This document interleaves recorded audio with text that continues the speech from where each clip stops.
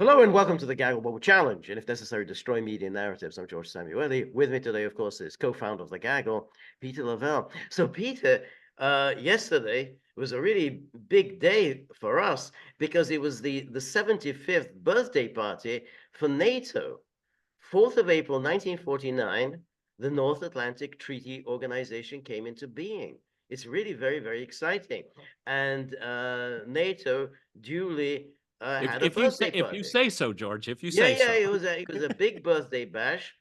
I didn't get my invitation. I don't know about you, but to go and have a slice of cake and whatever. Anyway, this is the first birthday party. But like all celebrities, they don't just have one birthday party. They have several birthday parties because they have so many friends. So they can't just have one party. So NATO has so many friends and admirers all over the world that he's going to have the big birthday bash in July in Washington.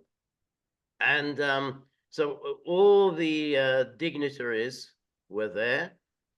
Secretary of State Blinken and Radek Sikorski and all the foreign ministers of the NATO countries. And the question, obviously, there were two questions uppermost on people's minds, which is, hey, when's Ukraine going to be inducted into NATO? And the other question is, well, what about these NATO forces in Ukraine? What happens then?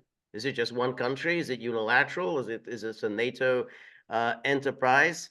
How will Russia react? And let's not forget that the EU is considering $100 billion multi-year. Right, Uh, that's another aspect of it. This this slush fund, this $100 billion yeah, slush which fund. could be confiscated Russian assets at one point. Right, but the thing is about this $100 billion slush fund. The idea behind it is that from each according to his abilities, to each according to his means. In other words, everybody contributes according to what Yeah. he owns. So Well, either we'll way, see where that goes. the United States is obviously as the overwhelmingly biggest economy in NATO. Will still obviously contribute that much more. Nonetheless, the United States so far has been very, very unenthusiastic about this plan because, of course, the United States isn't on board for anything that it doesn't completely control. And the thinking behind this is that, hey, can we make Ukraine Trump-proof so that we can make sure that Ukraine is getting its money, whether Trump is in the White House or not? Because so that's really the idea. Well, if we create this slush fund that we control rather than the United States control, then maybe we can Trump-proof the Ukraine program. And maybe, and with the 75th anniversary party in July, maybe induction proof also. Well, That may be on the agenda. I'll give my opinion about what I think is going to happen, but that may be something they're thinking about as well. yeah. I think that's clearly the question. And so let's look at the look at a few things that came out. And so here, it's good. Play from the current slide. So first of all, this was a news conference on the eve of this birthday party, the eve of this birthday party. And Stoltenberg was asked this question. Talking about expectation from the upcoming summit in Washington, Ukrainian side speaks about some kind of invitation, like in the case of the European Union, where Ukraine is a candidate country, but not a member yet. Is it possible in the case of NATO? Can actually NATO invite Ukraine, and then over the time when all criteria will be met and Ukraine will be a member of NATO? So Stoltenberg, That's a good question, right, actually. but Stoltenberg said, no. He says, no, you can't. This is not a step-by-step, decades-long process. He says, all allies agree that Ukraine will become a NATO member. all allies agree that we need to continue to move Ukraine closer to NATO membership. We made important decisions last year. We are implementing those now with the removal of the membership action plan. We should not introduce something that is similar to a kind of second or two-step process. So it says, no, there's no step. We remove the membership action plan that everybody else had to go through with Ukraine. They don't have to go through this process. So there's no chaperoning. Yeah, no chaperoning. So it's, everybody else, they had to go through this the process. No process for Ukraine. I think and we have to look at the very intense process that Finland and Sweden had to go through. I'm sorry, go ahead. Exactly. It was rigorous. It's rigorous. It was rigorous. Exactly. Very, very or as some of our friends say, robust. Robust. It was a very robust process. Yes. I think it's very important to maintain the one-step process for Ukraine to become a member, removing the requirement for membership action plan, and then ensuring that when an invitation is issued, then that's the same as becoming a member as it is in NATO. So therefore, when you issue the invitation, then you automatically become a member. I mean, pending, of course, the ratification process, but as we saw, the ratification process is largely pointless. Everyone signed on with exception of Turkey and Hungary, and eventually Turkey and Hungary were bought off with whatever. Turkey got a little bit, Hungary got nothing. But that was it. I mean, there wasn't really much of a debate. Well, I mean, NATO. George, if you're part of the Ukrainian delegation, would you take this to the bank? Well, I mean, the Ukrainians, their point of view is that, give it to us now. Anything short of that is unsatisfactory. Is that reasonable? Because I think that's perfectly reasonable from their point of view. Well, I guess so. I mean, yes. I mean, it's reasonable. But the point is that the more they keep pushing, and the more the media are just baying for this, when is this going to happen? When's this going to happen? When? Tell us when. The more NATO gets pushed and into doing something that initially it thought this is out of the question just 2 years ago, and now it's getting pushed along by this momentum. Yeah, but see, but this was all self-inflicted, George. Well, of course it was. But this is why it's so absurd. This is the theater of the absurd right now. I can remember, I think it was when Zelensky was in Vilnius.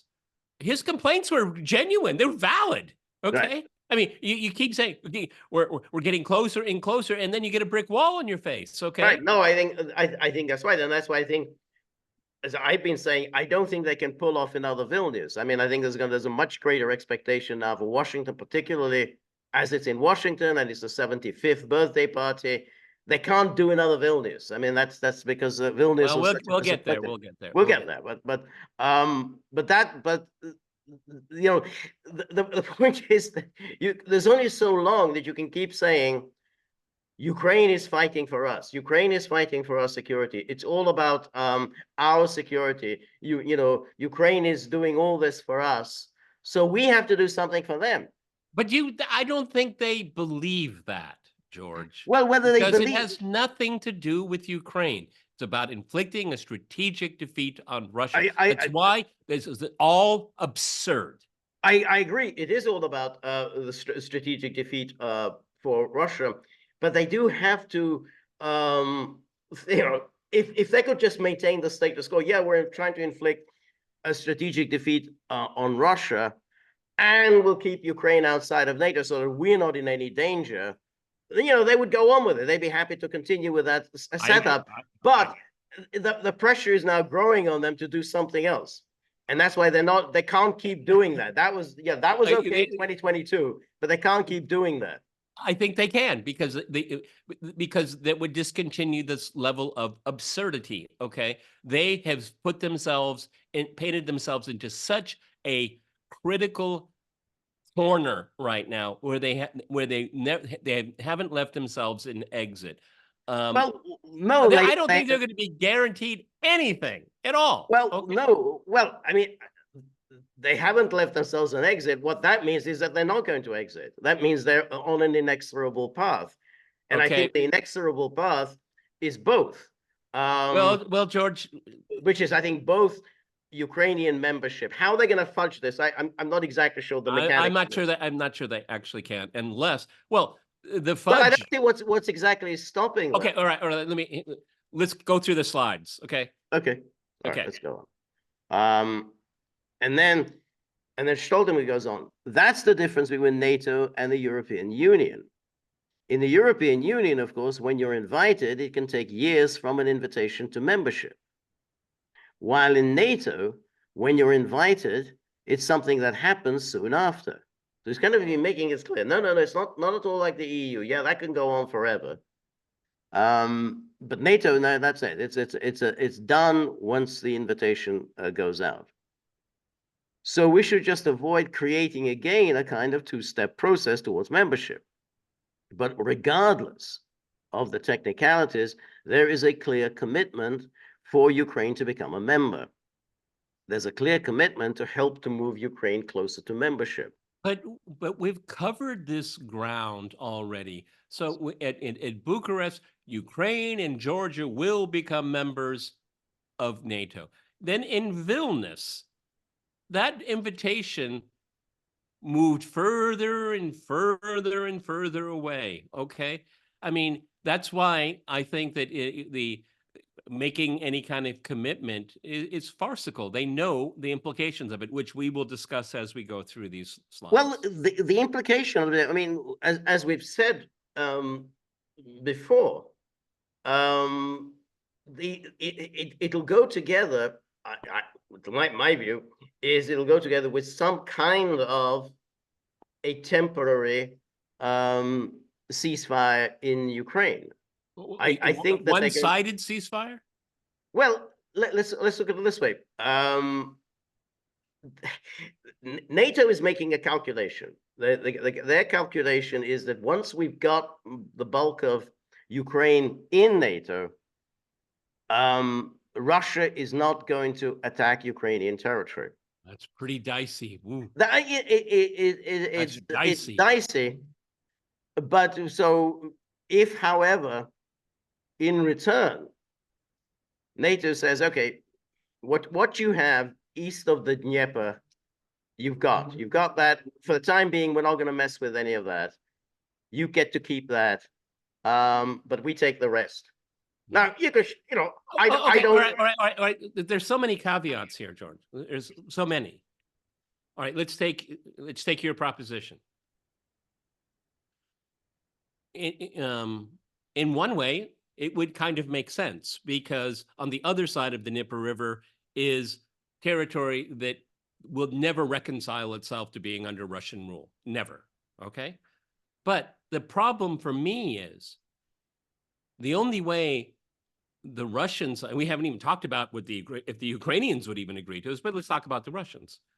The Russians might say, well, you finally come to the negotiating table, but the western part of Ukraine has to be completely demilitarized and no NATO infrastructure.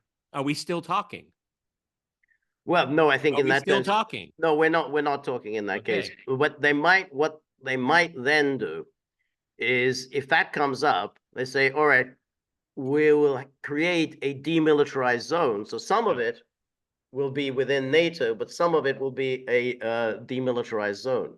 So in other words, remember when initially there was talk about bringing in Germany into NATO, a united Germany into NATO, that was kind of the idea being mooted, that part of Germany that constituted the former East Germany, that will be demilitarized.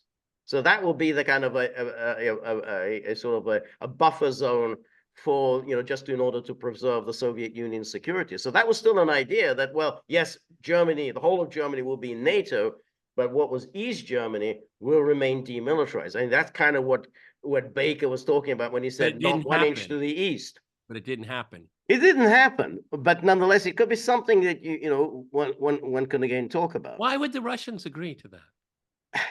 I'm not saying the Russians should agree to it. And I think it's a bad you idea. know, I'm just saying that it may be one of the issues that will be discussed. I didn't think that the Russians should agree to Istanbul either, but nonetheless, the Russians were close to agreeing. So I'm just saying that's going to be one of the issues discussed. well, in Istanbul, there was the openness on the part of the Ukrainian delegation for neutrality. Okay. And that neutrality, look, we have never seen the document. I mean, we've seen Putin hold up the document when he was with the African leaders. It No, was we've not pretty. seen the actual, but we've seen we've heard a lot from But the various it, people who have seen the document. yeah, but I mean, Putin said it was kind of like that thick or something when he was talking to Right, Tucker. right, right. Okay, so we don't know the nuances. I mean, the number of missiles, you can have the number of tanks, and okay, that was all in there apparently. Okay, but I'm pretty sure that that would not be constituted as NATO infrastructure. Okay, even I at this point would admit Ukraine should have some kind of self-defense force. Okay, every country needs that. Okay, mostly in Ukraine's case would be for domestic purposes.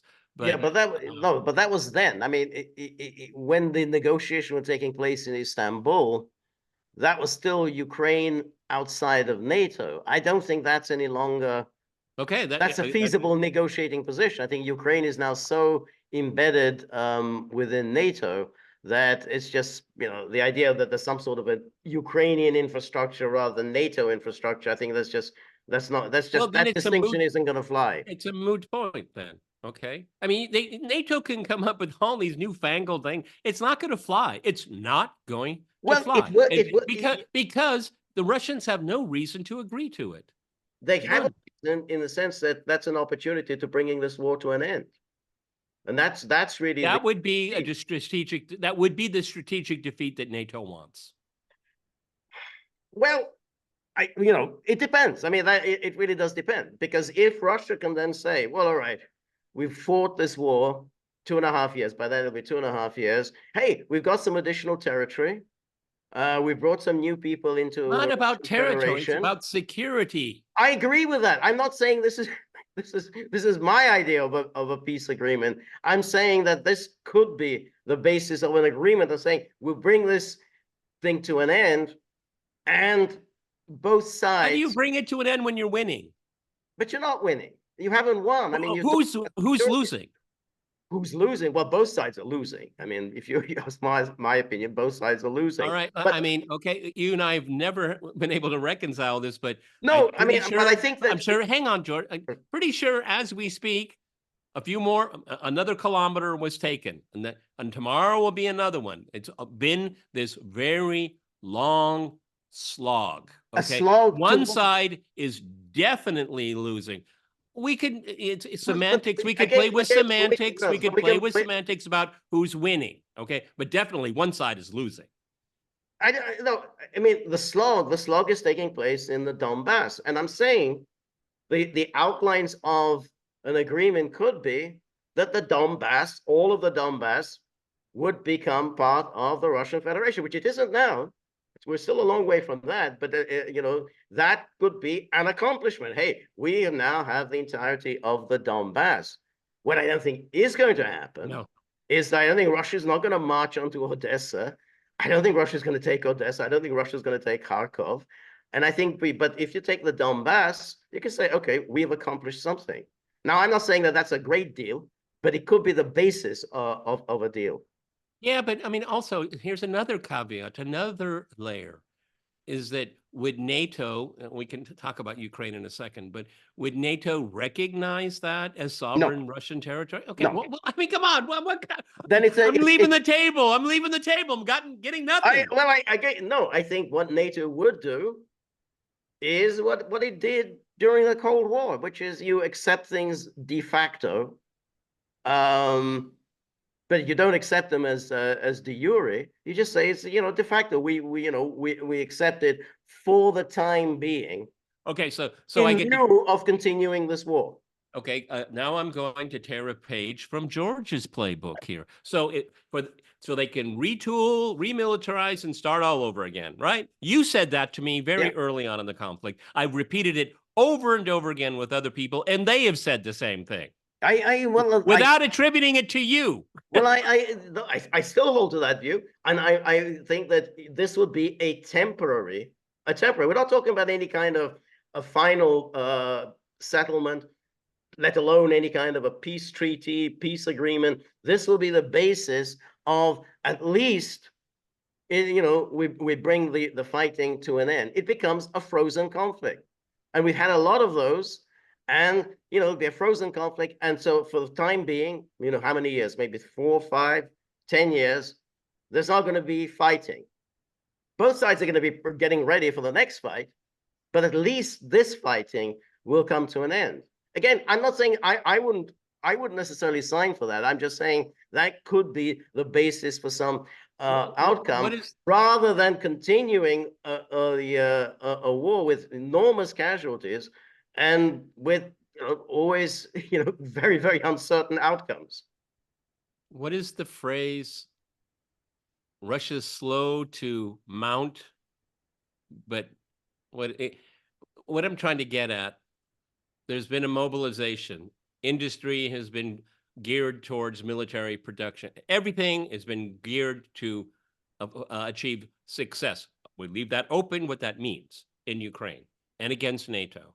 I don't see why you need to shut that down when you're going full blast. But you're not going full blast. The number of Russian forces in Ukraine is about the same as the number of Ukrainian forces in Ukraine. They're pretty evenly matched.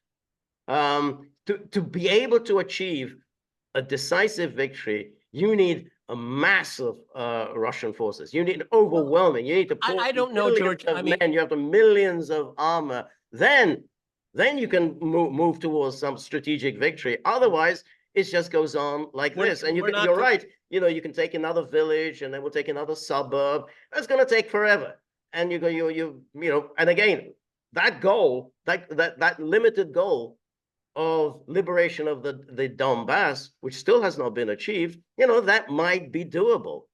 But the rest, somehow, security for Russia, regime change, denazification, all that's, I think, way beyond the capabilities of Russia I think as currently constituted. Ukraine is in a very bad place. And I don't know. I mean, I thought, I don't know if you read it today. I thought it was interesting. The Ukrainian army is no longer mechanized. Okay, I'm looking at Moon of Alabama.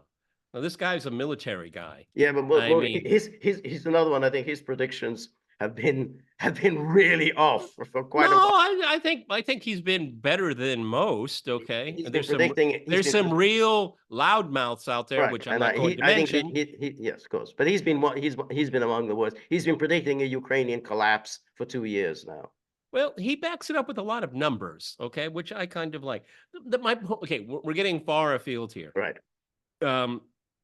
NATO is going to propose stuff. I think it's all kabuki theater. I think it's to save face. I think that they realize that they made a huge strategic mistake, and they're going to. Let me finish. Okay, they're going to. But agreeing with you on this point, they're going to try to find a way to square the circle, and I just don't think it's going to work.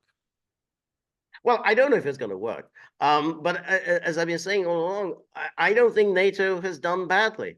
NATO has not lost any of its own forces. NATO, all the NATO commanders, NATO soldiers, they go to bed at night. They're safe and sound.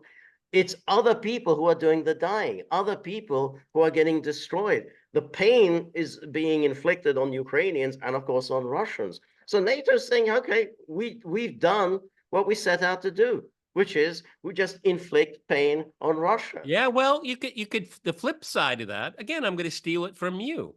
The entire collective West has been fighting a proxy war against Russia, and they have not achieved the goals that they wanted, other than being a major source of a headache. Yeah, but then again, I think, the West, if we look back now, looking at from this point of in time now, looking back, yeah, well, NATO and the EU, they've been a pain in the ass for Russia for a long time. This is just a degree, okay, different. This okay, is I just think that how vaunted, in privileged and special NATO is. NATO has acquitted itself quite badly. They haven't lost any lives. It's But other NATO is supposed to be the world premier military organization. Yeah, Nobody says and no to and they're NATO. still, Nobody says no to NATO. Well, yes, someone they just do. did. They're still intact. NATO is still there. They're intact. They haven't lost any lives. They haven't lost anything. If the war could still continue, and NATO could get itself involved in the war, NATO will be fresh as a daisy. Russia's not fresh as a daisy. I think How many lives have the you're Russians lost? How many lives have the Ukrainians lost? When Russia is winning, though you don't agree with me, when Ukraine is losing, you're coming up with these crazy ideas like stealing Russia's assets and, oh, let's come up with a slush fund and it's all about Trump. I think it's more about NATO is trying to find a way to keep itself together because it's being humiliated right now. It's not the. Okay, we look at it differently. We look at it very differently because they were supposed to just snap their fingers and NATO would crush Russia. Well, it didn't happen. Russia launched this special military operation with a view to preventing NATO moving up to its borders. Ukraine. NATO moving No, it's that's a revisionist view. To stop NATO expansion into Ukraine. Well, Ukraine and Georgia. George, that was the red line. It wasn't about Finland and it wasn't about Sweden. Look, if you look back on what it was that Putin said when he launched the special military operation on February the 24th, he said, we're in a similar situation we were facing with Barbarossa, which is we got NATO coming up to our borders. And he talked about, he did all the issues about Ukraine, but the threat was coming from NATO. And it's essentially NATO moving right up to its borders, and that Russia is once again facing the threat that he faced in June the 22nd, 1941. That's what it's all about. In Ukraine, after 8 years of military buildup, the NATOization of Ukraine. Yes, in Ukraine. Right, exactly. And now it was Russia who launched it, and to prevent that from taking place. Well, that hasn't yet been accomplished. Well, George, I mean, the whole thing is about the 75th birthday, which will be the big party, as you put it, will be in July in Washington. What can NATO reasonably offer the Russians that the Russians could accept, you think? As I say, I mean... You keep saying, this could be an idea, but you're against it. I mean, what if you were a Russian delegate and you were at this kind of virtual, conclave, you sit down and say, what are you guys offering? And I'll tell you if I'm going to stay in my chair. Well, I think it all depends on what the Russian delegation, the Russian top brass, knows about the situation in Russia. The lives lost, the resources depleted, and so on. I'd say then probably, I think, okay, we'll take the Donbass, we'll take Kherson, we'll take Zaporozhye. That's still a long way from where Russia is now, but we'll take that, and then the rest, Ukraine will be in NATO. I don't think that's a good deal, but this is 2 years on. 2022, lousy deal. Now, after all the fighting and after all the loss of lives, at least it brings the war to an end. So that might be a workable agreement. I don't see why anyone in the Russian leadership would buy it after everything that has been done. No, if you look at Ukraine's demographics, you look at its currency, you look at its inflation, the lack of industrial capacity. I mean, it is draining very, very fast. Well, yeah, right but but we haven't finished the conditions here. Do you see under any circumstances, let's just say you're right, we get the rump state, what's remaining, 80, 78, 80% of Ukraine goes into NATO. Would Russia agree to have it NATO-wise, have a NATO infrastructure there? Under what Would they agree circumstances to it? I would they think agree to they'd that? say, well, there's not much we can do about it. other than to continue this war. Then they And will then they'll continue say, the well, do war. we really They want to will continue with this? continue. To They will continue this continue. war? Well, I don't know whether that's really what they want to do. This has taken a huge toll on Russian lives. Tell me what the huge toll is, George. Well, I mean, how many we have economic growth. I mean, all how many indicators lives are have been lost? going up. Right? How many lives have been lost? We don't know. I don't know. We don't know. No, I don't know what it is. But I would imagine it's quite a substantial number. The Soviet Union lost 15,000 men after, was it 10 years of fighting in Afghanistan? That was thought to be that was a big casualty. It's 15,000 men. I mean, it's been a hell of a lot more than 15,000 in Ukraine, but I don't know what the actual number is. I don't either. But there is always the advantage in saying, at least we bring this fighting to an end. We get something. Again, it's not like Russia doesn't walk away with anything. Russia gets something. We've got a frozen conflict. Well, Russia is used to frozen conflicts. I mean, the former USSR is filled with these frozen conflicts. Frozen conflict, and then we're going to have to see, what happens in the next 10, I 15 think years. The condition of the Russian economy is good. I live it every single day. Industrial production is up. They're producing more missiles and drones and everything else you need for more, but multiples compared to the collective NATO world. Okay. That's not my expertise here, but it seems to me the trick that NATO may play, and it'll be interesting. I mean, it was very rarely in responsible statecraft is there an interesting article, but there was one about 10 days ago. Putin says he wants an agreement. Let's test him. That's what I think NATO is going to do in July and say, look, we are coming to the table. This is our agreement. Okay. I don't think they're going to say take it or leave it. I think it'll be close to take it or leave it. Like, well, this is more or less our best offer. I think something like that could be in the cards. What do you think? I agree with that. I thought that article you referenced was actually a pretty good article. I liked it too. Yeah. And I think that envisage. I think to me it seemed realistic. What that article was suggesting. So anyway, let's we'll continue. I'm sorry, I forgot we have the slides. We still have a few slides. I apologize. You did all the work. No, it's fine. No, that's so anyway, so this is Stoltenberg continuing. And I think we also need to realize that when this war ends and everyone realizes that there has to be some kind of guarantees that this is really the end, that there's not only a pause where Russia reconstitutes its forces, rests, and then regroups and then attack again. So this is, of course, a kind of projection. Yes. Because you say, yeah, fine, they rest, and then you go back again. So because we saw, but there, again, we George and I like to parse things here, and what caught my attention in that was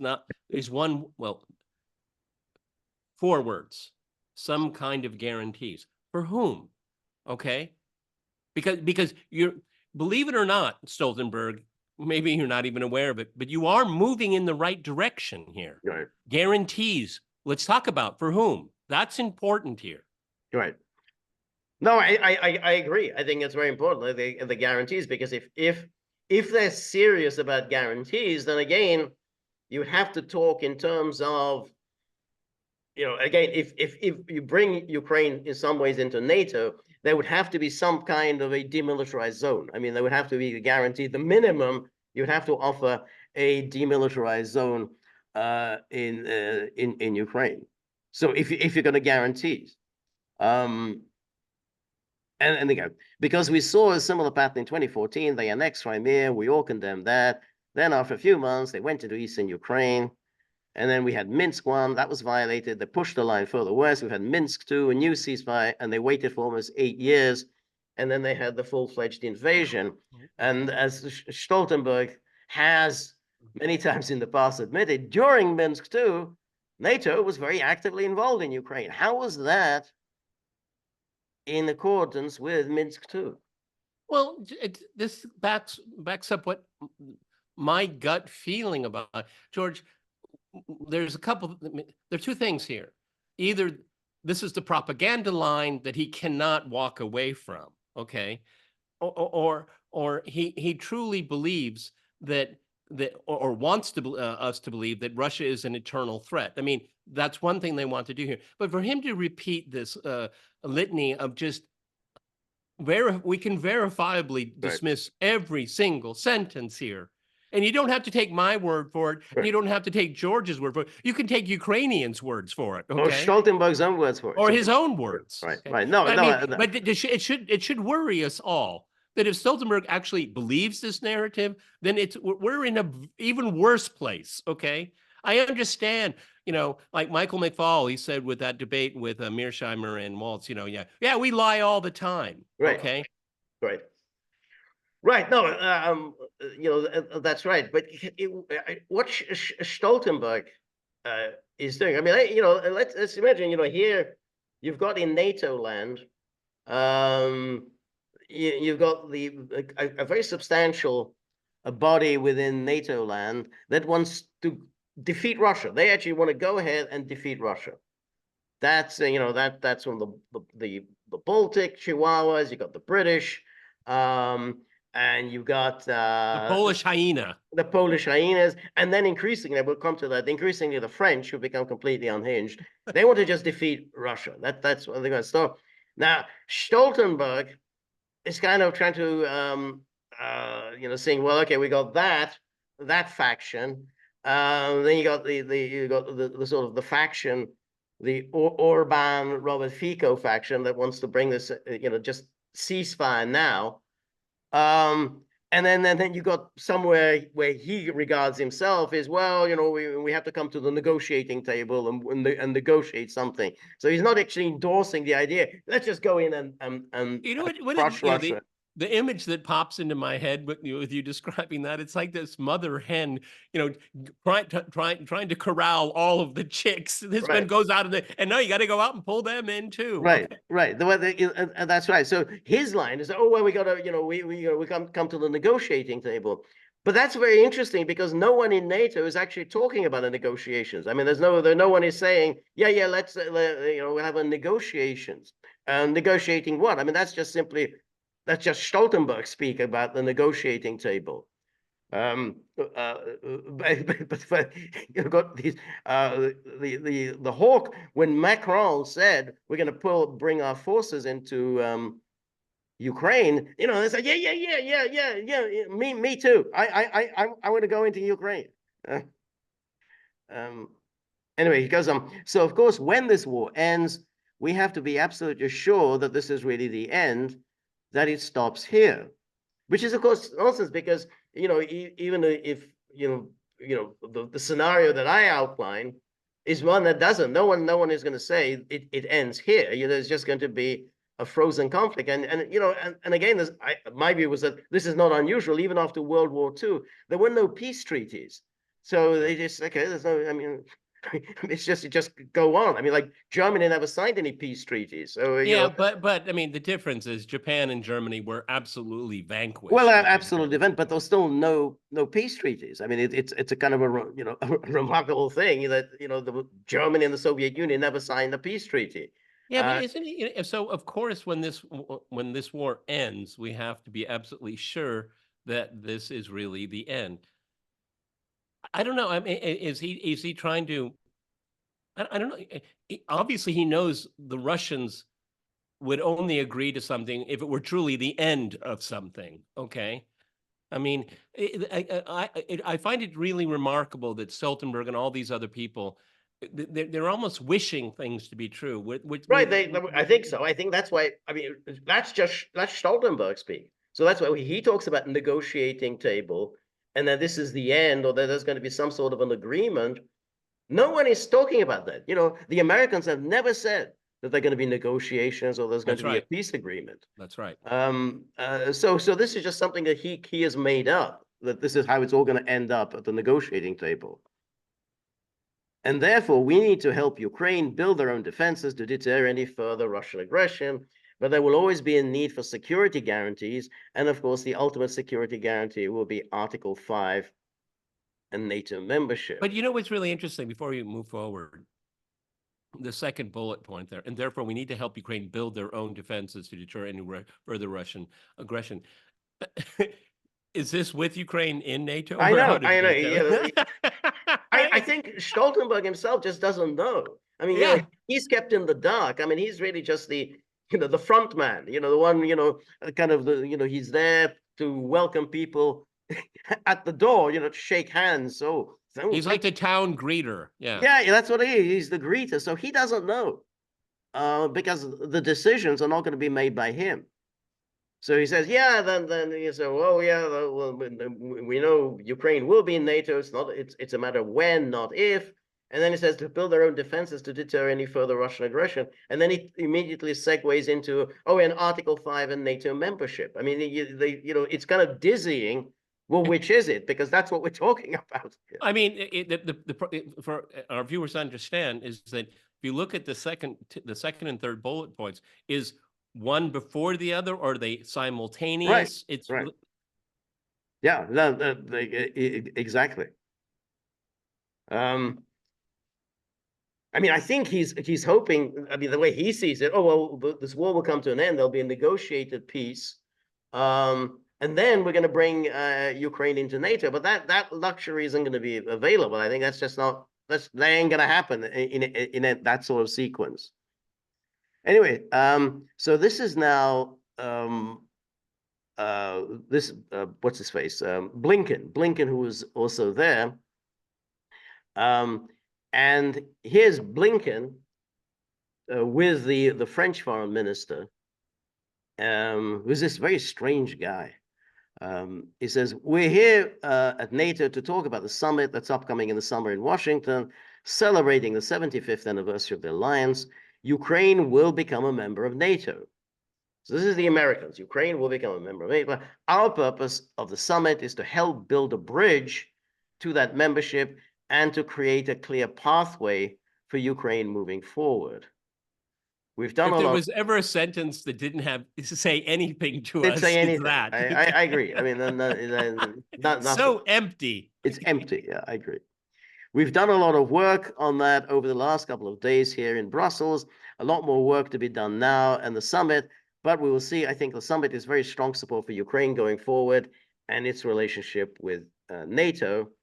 And then, again, we reaffirm that Ukraine's future is in NATO. Our goal now is to create a bridge to Ukraine's full membership, offering additional support and greater cooperation as Ukraine makes the reforms necessary to join the alliance. As I've said for 2 years, George, what Ukraine are they talking about? Well, what is the geographical borders of this Ukraine? No, that's right. But I think that's why it goes back to, I think, if there is going to be some kind of an accommodation, then de facto they're going to accept the loss of 20% of Ukraine. De facto, not a de jure, but de facto, they were going to have to accept it. So that was going to be lost. I mean, if they say that, but they'll still make the claim for that the whole of Ukraine is in NATO. Is like, in the case of Germany, Bonn claimed to speak for the whole of Germany, even though everyone knew that Bonn doesn't speak for the whole of Germany, but Bonn nonetheless insisted, and the Americans sort of went along with it, to pretending that Bonn spoke for the whole of Germany. So I think that's kind of the way they would do it. But yeah, de facto, they're not going to be able to push the Russians out. I mean, that's well. Before we move forward, George, so the Ukrainians are going to agree to all of this? No.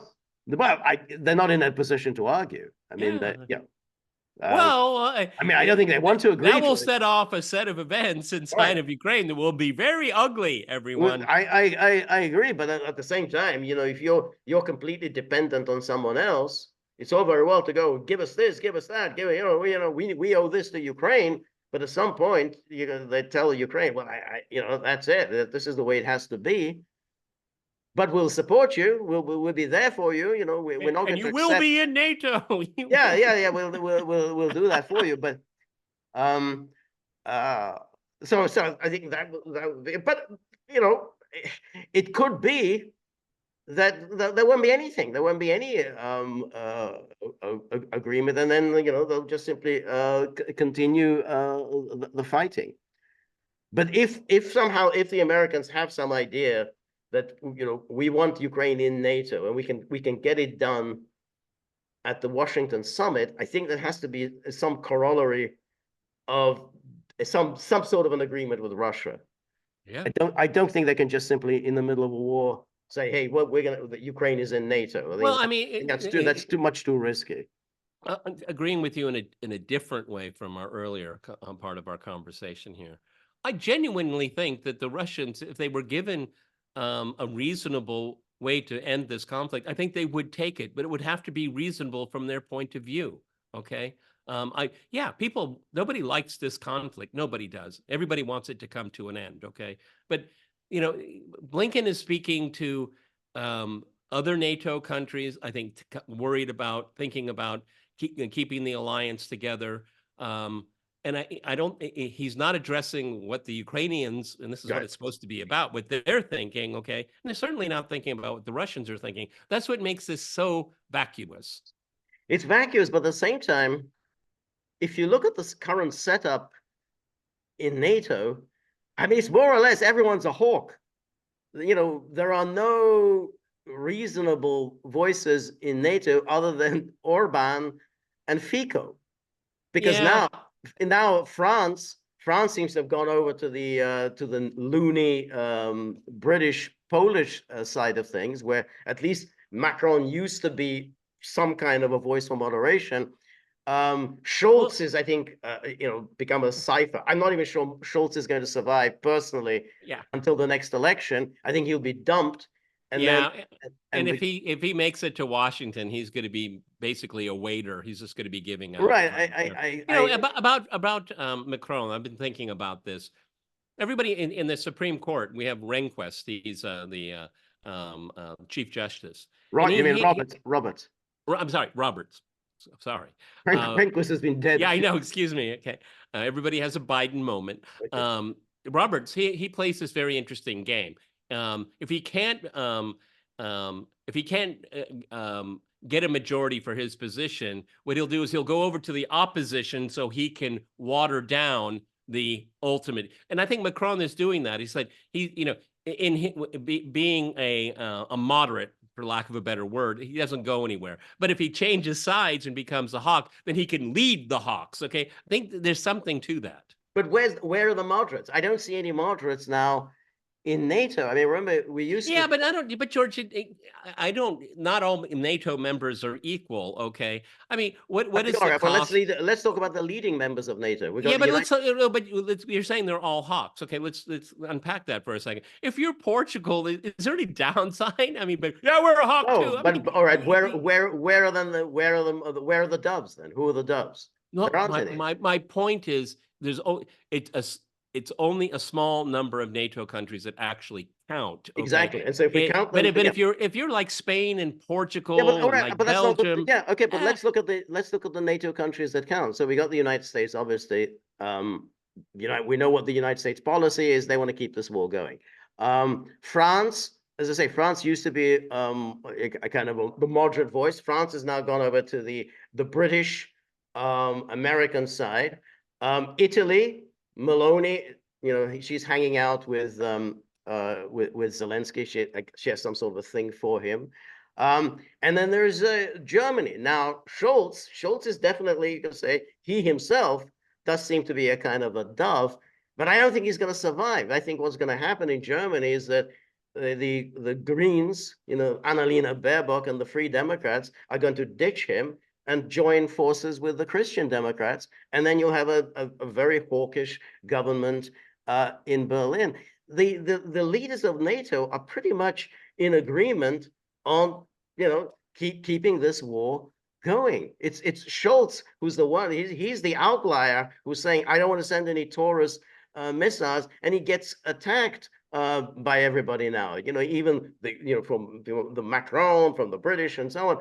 I mean, the only ones you got on the other side is Orban and Fico. Well, they don't count at all. Well, again, there's a lot of motives here, and it's one of the most interesting one, and it's very devious, is This is the next stage of the federalization of the EU. Okay, what this is a great way. Direct taxation, something that they don't do now. This is a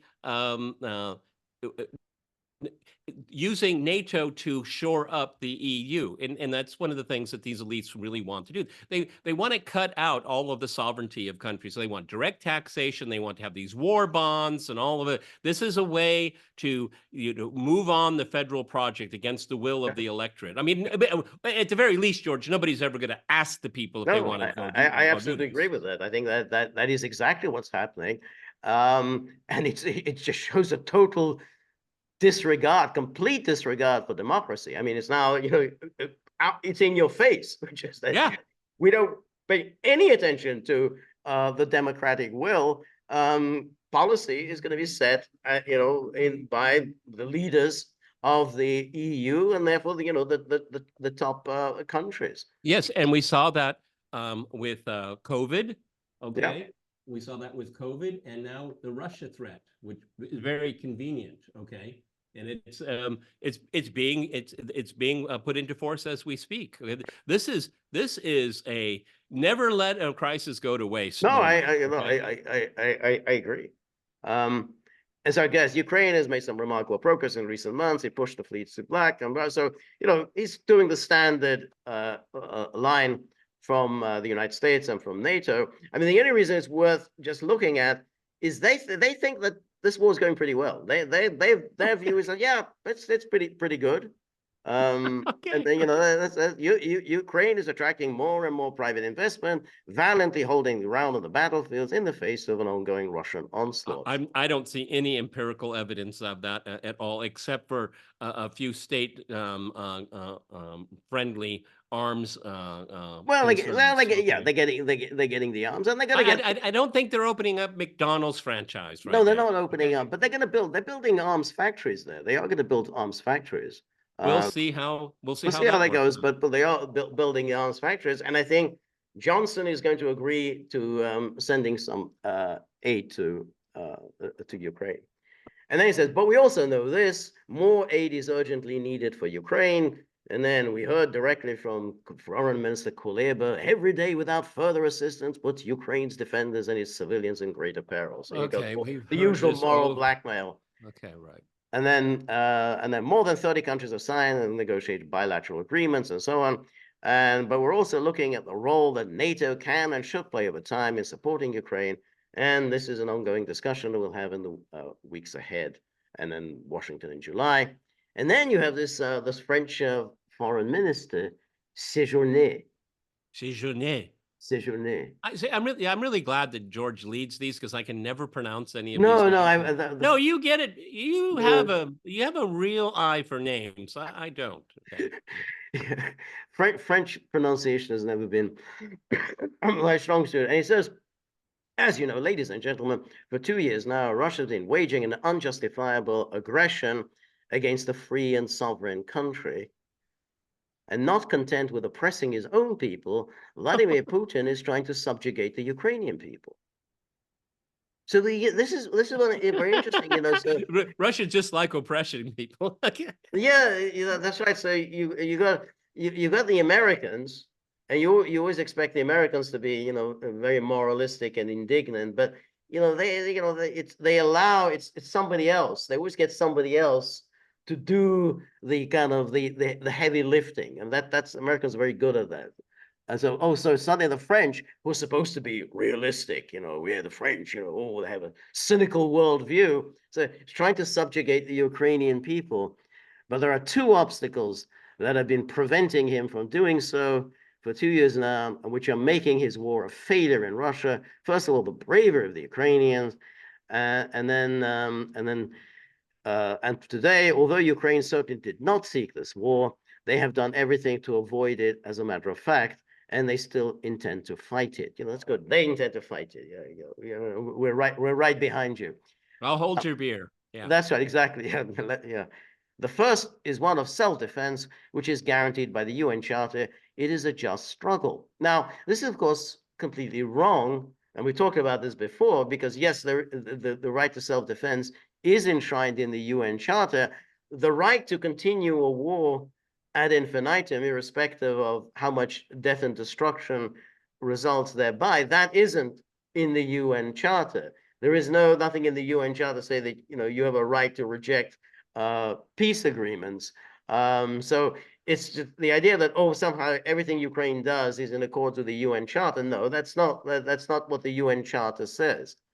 And in fact, there is an obligation, according to the UN Charter, to resolve any conflicts by peaceful means. The whole purpose of the Charter, it's in the preamble and everything else, is towards a peaceful world order, a peaceful resolution of conflicts. That's the whole purpose of the United Nations and the UN Charter. So this is typical lies that NATO ministers constantly put out. It's moralization in the place of Right. geopolitical thinking. That's right. That's right. And then it says Russia is resorting to lies and to manipulating our public opinions. Russia finances interferences and also is promoting false media. It accuses. Did you see there was a story the other day that Macron is expecting a Russian attack on the Paris Olympics?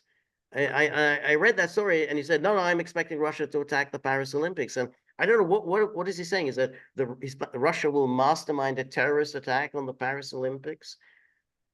I mean, I say France has just simply gone loony. I mean, it's really Looney Tunes, as Ronald Reagan used to put it. Well, the further he drops in the polls, the more to expect this kind of rhetoric. Yeah, they're going to attack our Olympic Games. I mean, got to rally around the flag, rally around the petite prince. Right.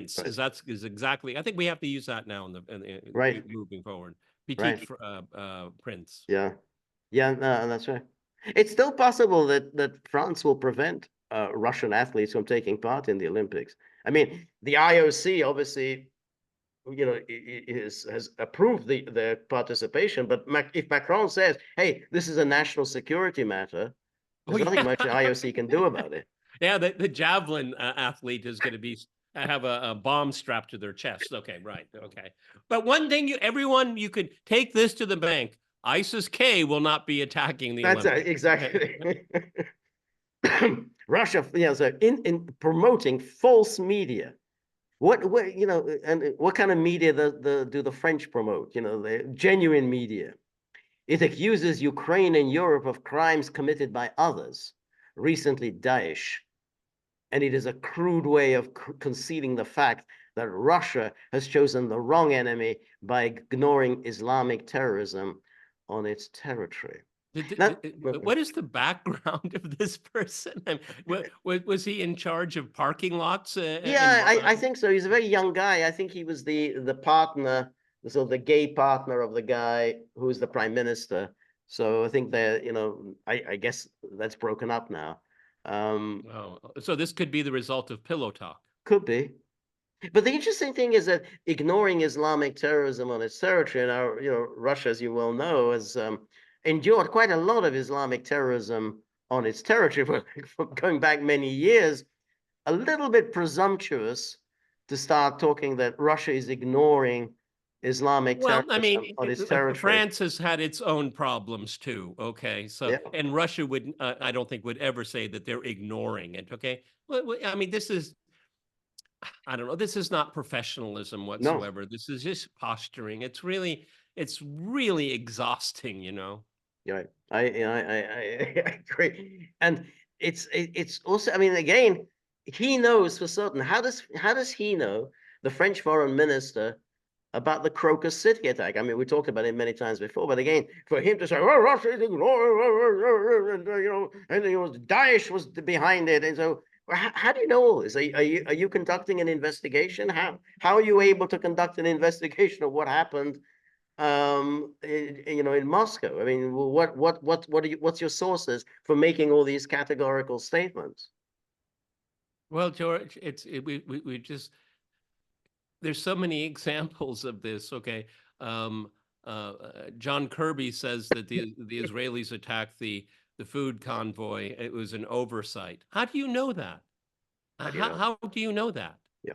They out there first out of the gate with determinations, Right, when it suits their purposes. right, Okay. exactly, exactly. Yeah, how do you know that? Yeah. And we in Europe will be determined to fight this propaganda. Why is he talking about this? I mean, are we still talking about the NATO summit? Yeah, yeah. I mean, this is. Yeah, Okay, I'm just wondering when he's going to get to the final act here. Okay. Well, everybody, this is the thing that frustrates me probably the most. I hate war. This war was needlessly happened. It, people tried to avoid it. Okay, but this is an example of fighting other wars, fighting other things. Okay, and at the very heart of it, okay, we're determined to fight this propaganda. All I have ever asked is, can we talk about the indivisibility of security, Mr. Foreign Minister? Why don't you talk about security? This is all tertiary garbage. That's right. Yeah.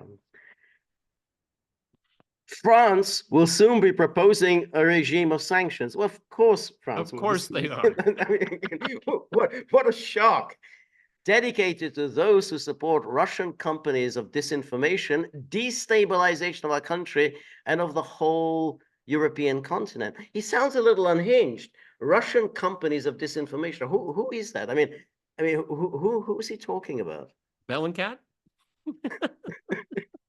It's not a Russian company. I mean, they've already banned RT. I mean, so who are these? He's going to impose sanctions, about destabilization of our country.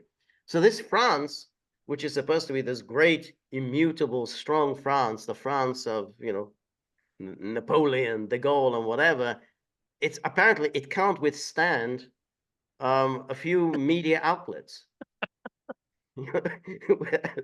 destabilizing our country. It's like that, it's like a fly in your room at night, and it keeps going around and around. And it's really annoying. Yeah. This is what annoys him. Okay. Well, I think it's a good analogy.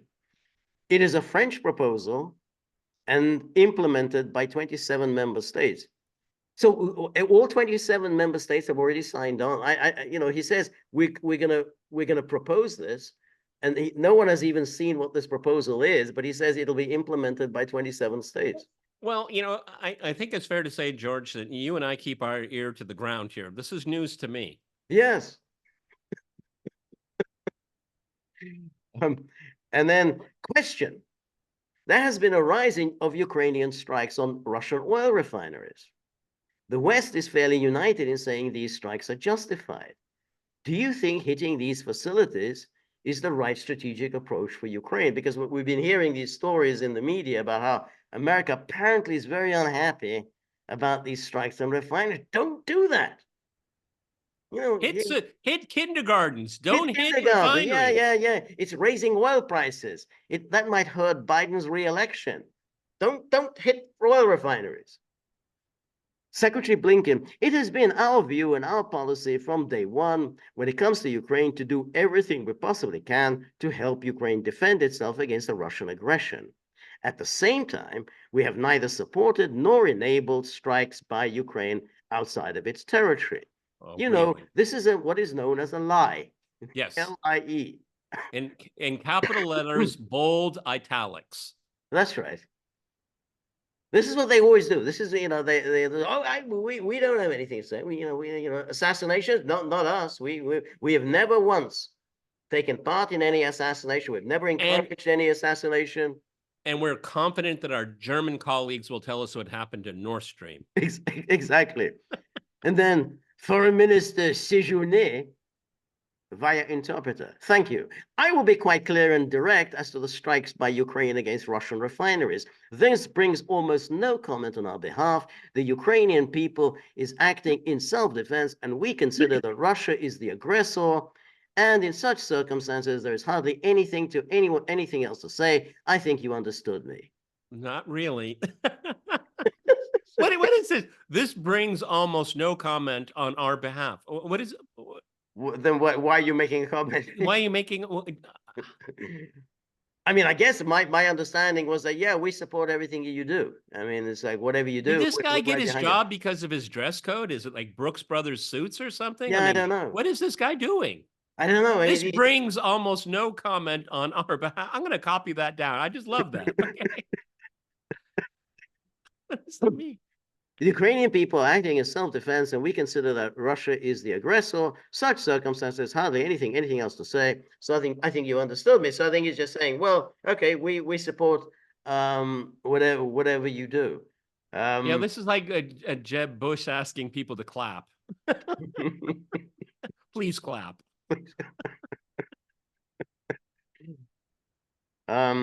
So now then they had this commemoration because, of course, not only is this a 75th birthday party, but it's also the 25th anniversary of the first three inducted NATO members, Poland, Hungary, and the Czech Republic, and it's also the 20th anniversary of the big NATO expansion of 2004.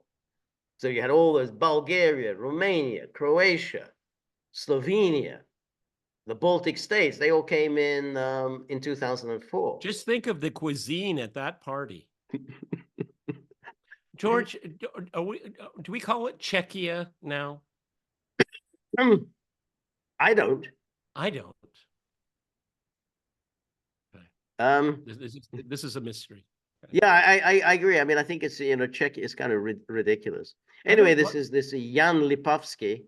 He says, our accession to NATO in 1989, I think he meant 1999, was a clear signal that in the long-standing division of European continent was ending. It was an important milestone, best embodiment of the fundamental principle that every country has the right to choose its own security arrangement.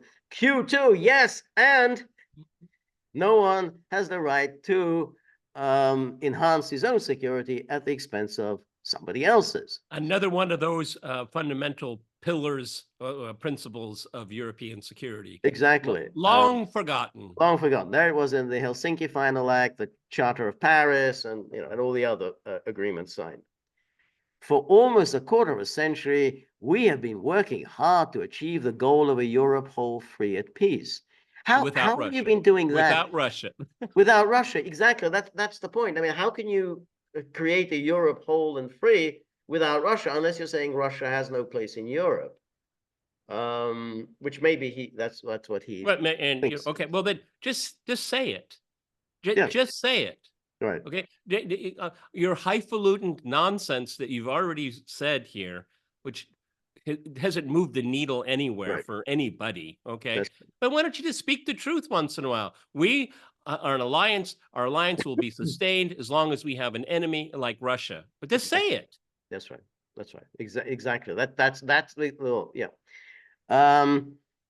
Today, that vision seems very distant, but so did our NATO accession in 1989. Second time he said 1989. I think they're getting the dates confused. 1989, that was the year when Václav Havel, was standing there, with his glass of champagne. But Václav Havel, he's the one who led the Czech Republic into NATO. He kind of presided over the dissolution of the common states. I mean, it's hardly been a great leader. We need to do a background check here, but it seems to me this Jan character probably had majored in calligraphy. Okay, because again, this is such vapid language. Okay, obviously some intern wrote it for him or something. Yes, or he copied it from somebody. Probably copied and paste. Yeah. Yeah. While signing the NATO accession protocol, the late President Václav Havel, the late again, said, quote, "It gives us hope that our country will never again be sacrificed to an aggressor." I remember it was Britain and France that did that. It wasn't Russia.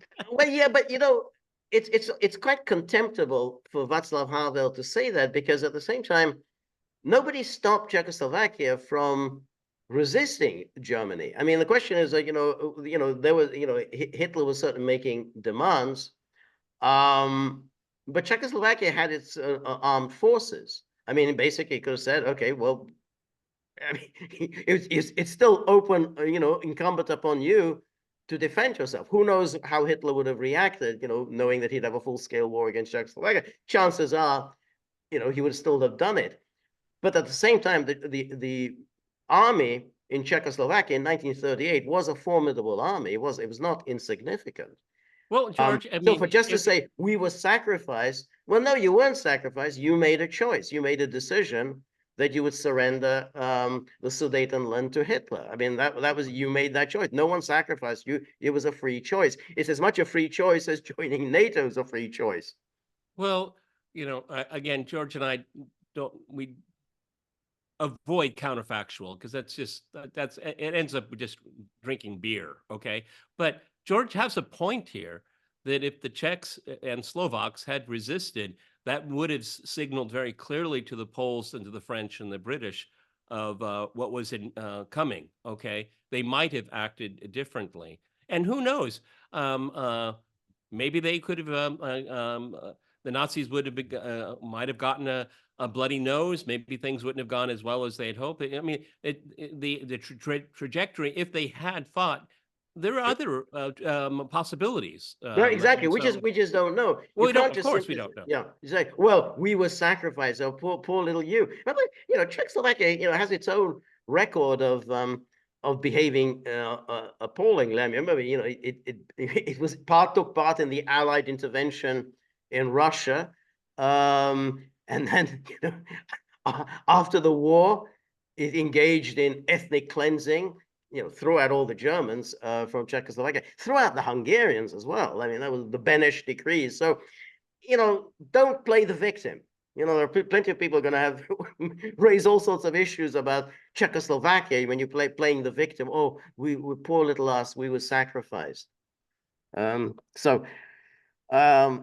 at the same time, it expresses a clear commitment to share responsibility for the freedom of nations, human rights, democratic values, and peace on our continent. Again, Czechoslovakia not only was very much involved in the bombing of Yugoslavia in that same year in 1999, Václav Havel himself was a very fervent advocate of bombing Yugoslavia, so much for the great friendship between Czechoslovakia and Yugoslavia, which Václav Havel was ready to toss aside. The Yugoslavs were a little disappointed. I could have told them, don't ever be disappointed with the Czechs. They're never going to support you. Anyway, and then he says, Russian aggression against Ukraine gives those words new urgency for my country.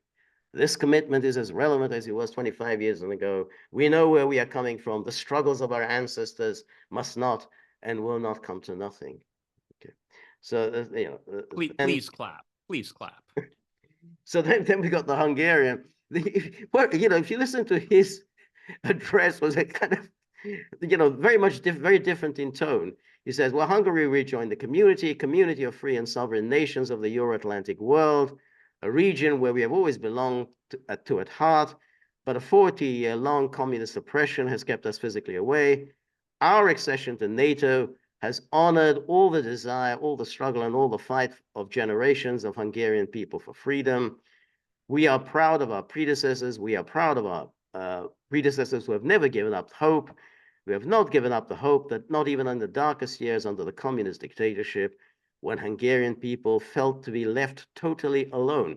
Now, when they says that, there's always that little dig, because Hungarians have always thought that they were betrayed. Now, just like Czechs, they were betrayed either in '56 or they were betrayed after World War II. But he always, gets that dig in. But now we are a proud member of the world's strongest defense alliance. And we are proud to be a reliable ally which contributes and is committed to contribute to the safety and security of our community. We are proud of our predecessors. But it's striking, he was the only one who made no mention here of Ukraine and that somehow, and Russia or anything like that. And no reference to Russia. Exactly, nothing about Russia. Just about the communists. They all hate the communists. And then Sikorsky. Oh, wow. You saved the best for last. Thank you, George. No, there's a couple of others to come. Okay. Ladies and gentlemen, when NATO was founded, my country, Poland, was trapped on the wrong side. Communist Soviet domination meant that if it came to war, Polish soldiers would have had to obey the orders of our enemies in order to fight our friends. Now, it's very, very strange. I mean, he says something like that, when it says to, or to obey the orders of our enemies. Now, these are the enemies who liberated you from Hitler. I mean, At great cost, by the at way. great cost. I mean, again, it's very interesting. You see, when the Hungarian foreign minister, he talks about the communist dictatorship. He doesn't say that. He says our enemies. And it's clear who he's talking about. And in order to fight our friends. Fortunately, the evil empire has collapsed under the weight of its cruelty and its contradictions. We were determined to join NATO in 1999 because we felt it in our bones that the window of opportunity will not last forever. We tried to embrace Russia. When was that? But we knew that the potential for violence was there. Unfortunately, Russia is on the march again, but happily we are where we belong in the company of democracies, among friends at home, resisting again like a rock. Let's prevail again. Thank you. Well, unfortunately, Russia is on the march again. Well, what is NATO doing? What has NATO been doing? Exactly? What does he mean? Let's prevail again. I mean, what's the plan here? Then says we felt the window of opportunity will not last forever. We tried to embrace Russia, but we knew that the potential for violence was there. Well, this is the whole cockamamie story that Clinton has always given out. Okay. No, I mean, it's almost very rarely do I equate geopolitics with physics. So one action generates an equally opposite reaction. Okay. So, yeah, you pushed, you wanted to get in NATO because you deemed Russia an enemy, but by doing that, you ended up making Russia an enemy. Can you see how circular it gets? No, I absolutely agree. That's exactly what happened. And when he said, "Well, window of opportunity will not last forever," so what you did, you seized this moment from massive NATO expansion, and that, of course, puts the lie to the idea that, well, we did it. We expanded NATO because we're afraid of Russia. No, you expanded NATO because Russia was weak. Russia was unable to resist. That's why you did it. I mean, it wasn't because there was any fear of Russia. It was because Russia was weak, and therefore you seized that opportunity to basically, stick a finger in Russia's eye and say, well, Russia's, is not in a position to do anything about it. We wait a few years, and Russia will resist. So it's all of it is a lie. Then we have the Minister of Foreign Affairs of Estonia. Oh, I so look forward to this. Yeah, I like, because, Kaja Kallas, we always used to, I don't know any other Estonian except Kaja Kallas. And then, now apparently this is Margus Chakna. And then, it goes on, when Estonia regained our independence in 1991, we decided one important thing, never be alone again, because we were under 50 years of because we were under 50 years of the Soviet Union occupation, and we lost 1/5 of our population. We made a crazy decision to join NATO, and it would seem to be impossible at this time. And the reason was that neutrality policy in the neighborhood of Russia meant the green light for occupation and aggression. Now, see, again, this is clearly unhistorical, because we know that neutrality means Russia just doesn't do anything. Sweden and Finland enjoy neutrality. No one messed with Sweden and Finland. So that you're completely wrong in that thesis. And we have to point out to everyone that the Soviet Union was technically, legally in existence when the Baltic republics bolted, okay? And the Russians did nothing about it. Nothing about it, yeah. That was a mistake. No. I like you now, but I lived in Central Europe. I've heard all of these arguments here, and I'm willing to listen. there are a lot of passions out there. There's a lot of rendered histories and all of that. But if you really were thinking about how to move forward, you should have looked at Finland and Sweden because they had a good gig going for them. Okay, They did. and then and even now, the Baltic republics. I mean, what do they want now? Okay, what are they talking about now? It is such an annoyance. That's why they're the Chihuahuas. Well, Okay, that's right. The problem arises, however, when I said there was a mistake, is that it's always a mistake to allow unilateral secession. Leave aside the rights and wrongs of any particular issue. You can't accept unilateral secession because that is a violation of international law, and any kind of a separation, should be by mutual consent. Whatever the procedure, you have to work out some kind of a legal constitutional procedure for separation. why? Because you will avoid future conflicts. Exactly, and that's not what happened in the case of the Soviet Union, and that's why it was such a disaster. And the former Yugoslavia is even worse. Yes. And it would seem to be impossible at this time. And the reason was that neutrality policy without blah, blah, occupation and aggression. Unfortunately, the situation is the same. Russia is still an aggressive country, and neutrality policy is still a green light for aggression from Russian side. Where's the evidence for that? Yeah. I mean, I guess, maybe they mean Ukraine is a neutrality policy, but Ukraine was not by any stretch of the imagination neutral from 2014 to 2022. So you could argue Ukraine 1991 through to 2014 was neutral, and no one attacked Ukraine. But from 2014 on, after the Maidan, Ukraine ceased to be a neutral state. Well, it didn't even claim to be a neutral state after 2014. Yeah, exactly. It put it into the constitution, the requirement to join NATO. And then it's crazy to bring in NATO to this country. Yeah, that's how we feel, that it's not impossible. It's not a crazy idea to bring into NATO those nations that would like to join as Ukraine, because we have experienced this momentum. I can say to you, dear friends, that without this membership of NATO and European Union, I couldn't stand here in front of you as a foreign minister of an independent Estonia, because probably we would have had an aggression from the east side. We believe in principle one for all for one, and we will never be alone again. Long live NATO. So it's going to be very interesting that you brought them into NATO.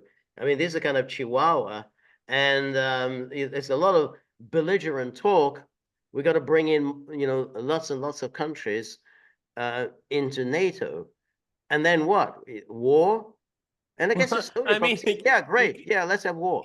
Yeah, but I mean, long live NATO. Well, you better hope so, lady, because you're right on the front line. Okay, I mean, I would just say to her, be careful what you wish for. Right. Okay, really. I would agree, and I mean, and that's why, and we've talked about it many times before, that if you claim to be afraid of Russia, why are you antagonizing Russia? Why do you antagonize the Russian people who live in Estonia?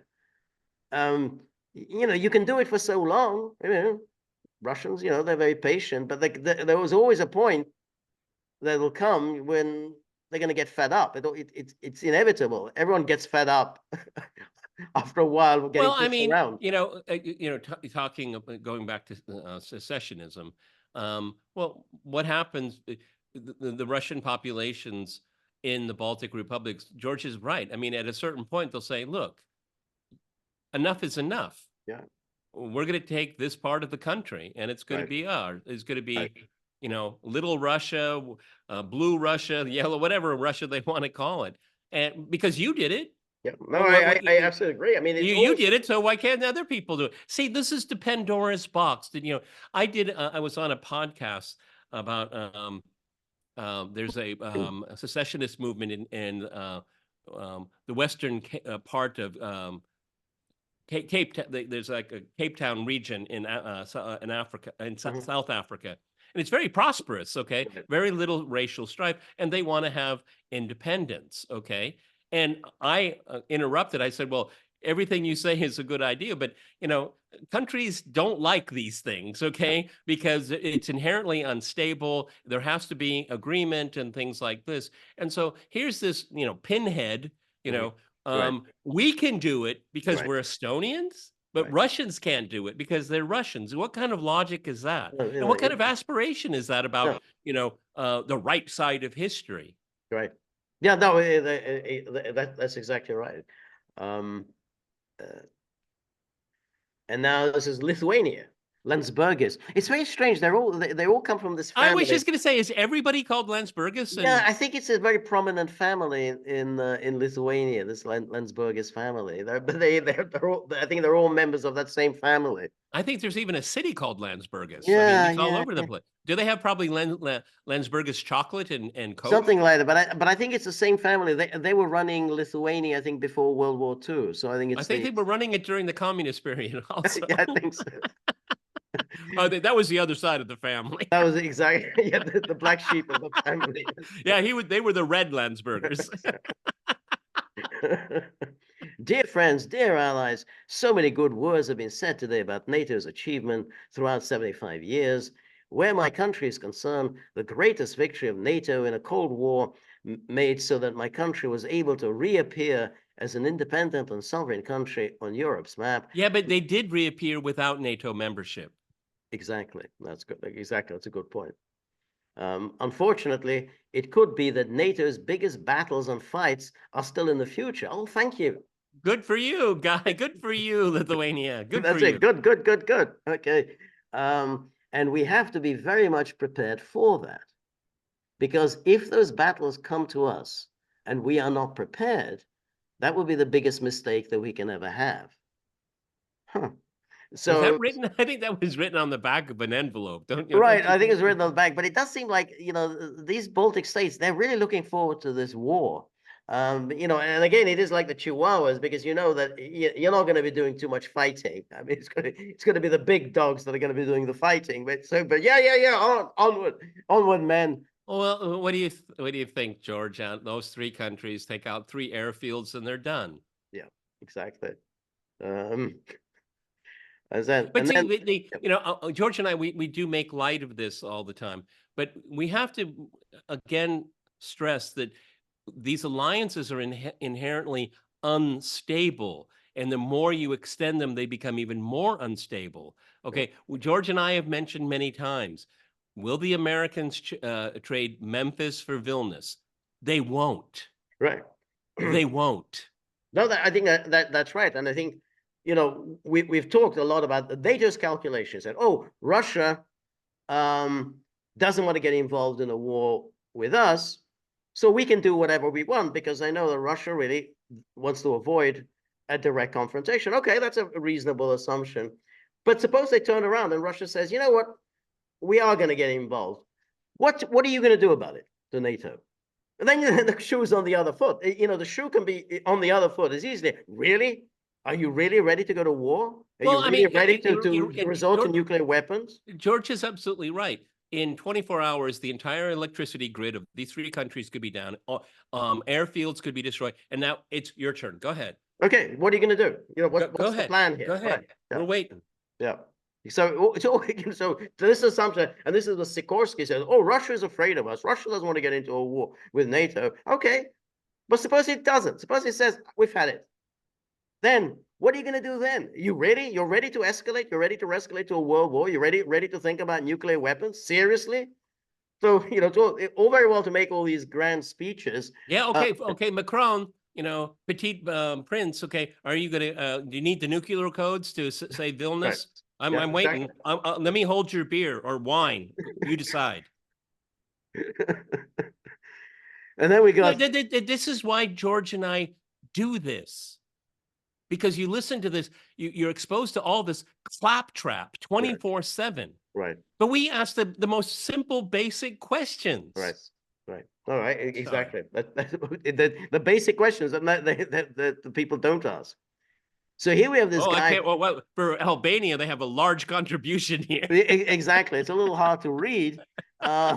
He says, first we mark the 75th anniversary of the alliance, and then blah, blah, blah. And then he goes on, Albania is, and we were behind the Iron Curtain. It was the North Korea of Europe, and for 3/4 of a century, you were the example on how to stand firm to deter aggression, to uphold the values we cherish, freedom, democracy, blah, blah, blah, blah. And then he goes on, and you preserve the lives of people in my neighborhood, the lives of people of Bosnia and Herzegovina and Kosovo that were facing ethnic cleansing. So they have to immediately go say that in Belgrade. Exactly. That's exactly right. Oh, so we've got the Albanians got to get their word in. Secondly, we celebrate 15 years of my country joined this historic alliance. The pivotal moment fulfilled the core strategic objectives of our nation. While we continue to pursue our pursuit of the EU integration, Albania remains a dedicated contributor to NATO. Our troops stand shoulder to shoulder with allies in missions and so on. So you notice here's Albania, which has had a dog in that fight in Yugoslavia, because they're the Muslim. They supported obviously the Muslims in Bosnia, and of course above all the Albanians in Kosovo. So that's what they see. That's how they see the world. Say, well, what's that got to do with NATO's core mission? Whatever that means. But well, and George, I mean, this is just beyond farcical. So NATO actually has deeply destabilized the Balkans, and there's no light at the end of the tunnel. Thank you, NATO. Thank you, did NATO. that. Exactly. That's exactly what NATO did. You totally destabilized the Balkans. Did it deliberately, because it's now a kind of a permanent ward of the EU. I mean, there's no way they can make any kind of progress anywhere, because they created these artificial states, and they have to be propped up by the EU and NATO. And then we have the Croatian guy. It says, as NATO celebrates 75 years of its existence, Croatia marks the 15th anniversary of her membership in the alliance. That means that Croatia is adolescent among the 32 members, but very strong and a very brave one. We are ready to contribute to any NATO mission, as we did in Afghanistan. Croatia, unfortunately, did not have the privilege of 75 years of peace. From 1991 to 1995, we had to fight for and defend our freedom and democracy, facing a much stronger aggressor at the time. We prevailed against all odds. Now, of course, all of that is a complete lie. The war in Croatia started when, again, illegally, unconstitutionally, Croatia seceded, violated its own constitution by kicking the Serbs out of the constitution.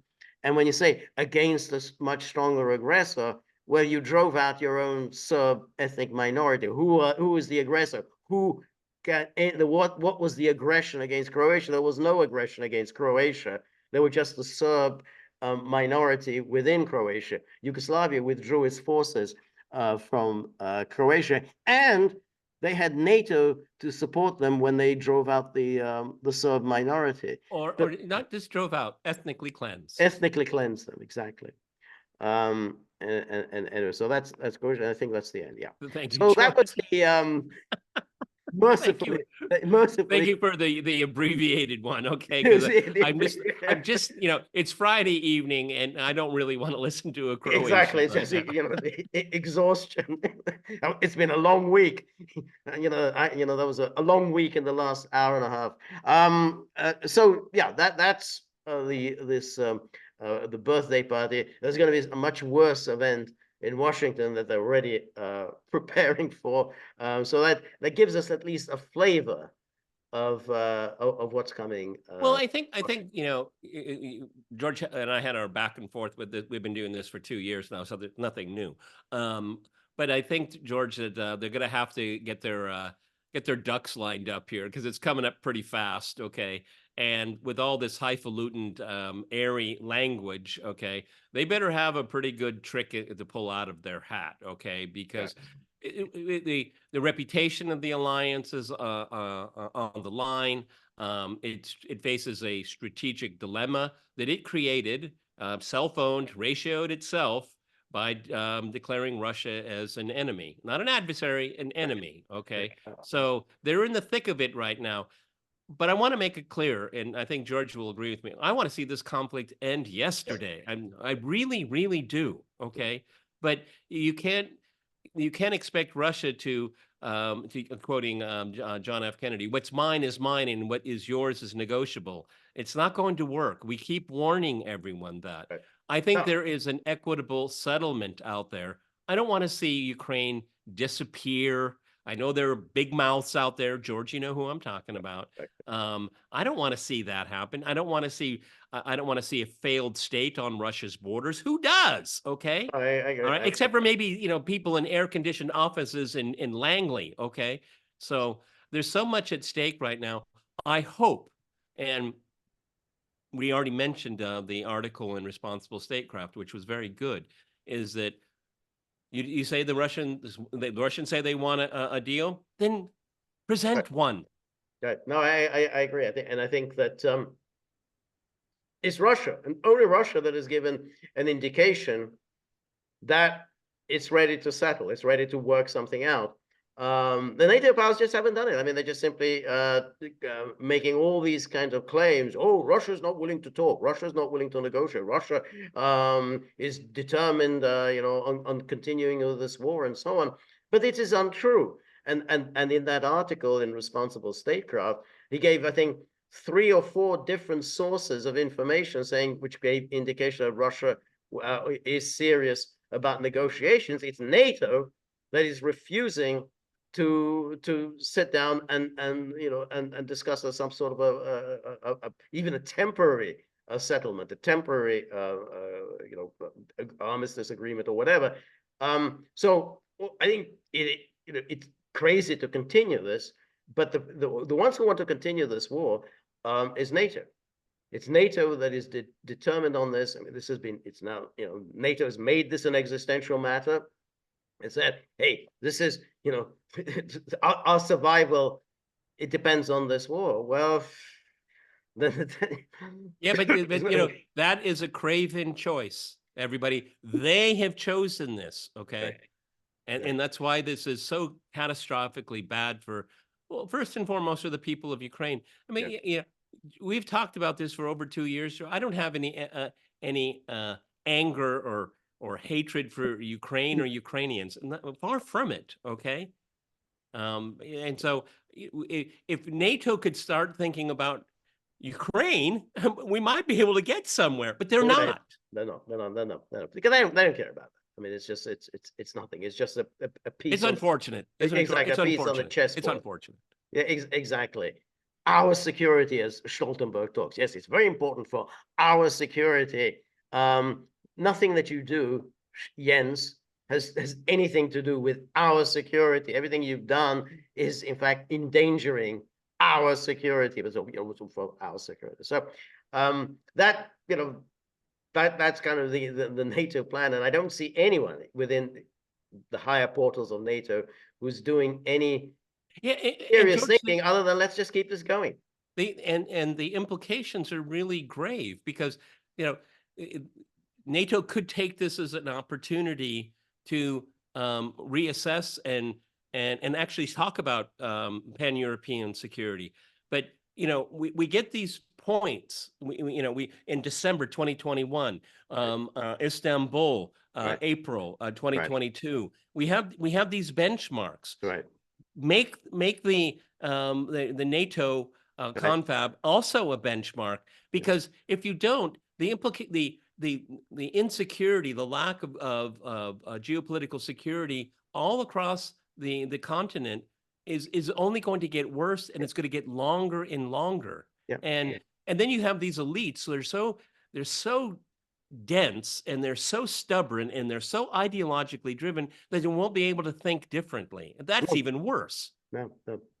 Yeah, no, and it's it's got worse. I mean, when we look around the European political scene, it's again with Orban, we got Fico, we got a variety of European political leaders, none of whom has any decent chance of coming to power anytime soon. It's just a very grim picture. The French have sort of completely gone off the deep end. The Sergeant Schultz, I think he's for the birds. I mean, Maloney, basically betrayed all her promises. So it's a very, very And if you bleak look at situation. I think it all sums it up. If we look at NATO as opposed to the EU, we have David Cameron back. David Cameron. Do I need to say anything more? David Cameron, exactly. He's back at Cameron. Yeah, absolutely. Yeah. All righty. Right now, this is what, April 5th. So, you know the exact date, George, in July? I think it's 25th? early July. Would Early be, yeah, July? Okay. early All right. July. We got plenty of time. 3 months. Yeah. And we're going to have a lot more comments. Okay. As George pointed out at the very beginning, this birthday party just they keep rolling it along, rolling. A lot of good buffets, a lot of good wines, I'm sure. Okay. I mean, you need the NATO 75th anniversary just for the food, okay, and the booze. Exactly. Yeah, yeah. I mean, I wonder there'll be some veterans who were there for the 50th birthday parties. I tell you, the wine was really good. But let's hope they still have some of that vintage.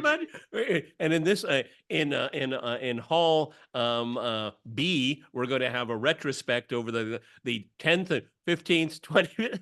We're gonna have the wine list where everybody can see what we were drinking then. Okay. Exactly. You're studying this. Yeah, and then they, the Hungarians have this drink called Unicum, which George doesn't like, but I do like. Okay. That is a drink. Ooh, it's very it's a liquor. It's a herbal liqueur. So yeah, I don't like the Italian herbal liqueurs, and I don't like the Hungarian ones. It's the one alcoholic beverage that I don't care for, the herbal liqueurs. Well, that's what they brought to the menu. Okay, the Hungarians. Okay. Well, NATO expansion does expand the cuisine. That's one thing. Okay, but you have NATO, you have an EU, so Right. All right, everybody. NATO on the mind. It will be for a while. Okay, this is The Gaggle with Peter and George. We're on Locals, so please go to thegaggle.locals.com. This is Friday. The hiatus begins. Exactly. My next live stream will be Tuesday, 3 p.m. Eastern Time. Please join me with comments, criticism, and suggestions. On the way out the door, think about Little Apple, because Little Apple's already getting into the whole groove of, guarding the money pot. Is lifting some of the burden of, poor Buddy. I'm just exhausted. I mean, I'm doing all the bloody work. He's told me that his competitive advantage in protecting the tip jar is his big ears. Now, I am not convinced. That may be, but his ears are big. He hears somebody, dipping his greedy fingers into that tip jar. So now that somebody's lifting the burden off Buddy's shoulders. If you have a few coins in your pocket, whip them out, dunk them in the tip jar. We're very grateful for all of your help, friendship, and support. The more you're able to donate, the more of these videos we can make, the more we can improve on the technology, and above all, Buddy will be able to at least have a calm, restful more calm, restful afternoons and evenings, because this is keeping this gaggle going has just been too much of a burden on Buddy. So remember, if you like the gaggle, please like, share, and subscribe. Bye, Buddy. See you soon. Bye-bye.